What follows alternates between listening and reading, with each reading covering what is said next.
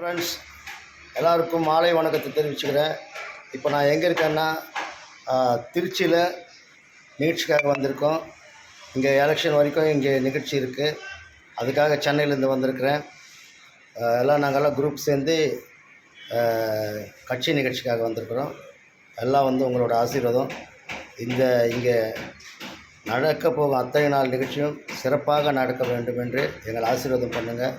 ஏன்னா எங்களுக்கு தெரிஞ்ச வேலை இது ஒன்று தான். சின்ன வயசுலேருந்தே கலைத்துறையில் இருக்கிறதுனால எங்களுக்கு இந்த கலைத்துறை தான் எங்களுக்கு கடவுளாக இருந்து சாப்பாடு போட்டு எங்களை வாழ வச்சுட்டு இருக்குது.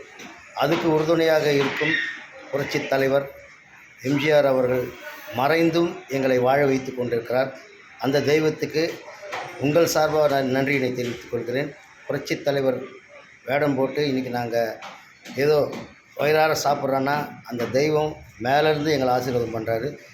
நீங்கள் இந்த தெய்வங்கள் இங்கிருந்து எங்களை ஆசீர்வாதம் பண்ணிங்கன்னா உங்கள் ஆசீர்வாதத்தால் நாங்கள் மேலும் மேலும் இந்த கலையை வளர்த்துக்குவோம், நல்லா இருப்போம் ஆண்டவன் புண்ணியத்தில்.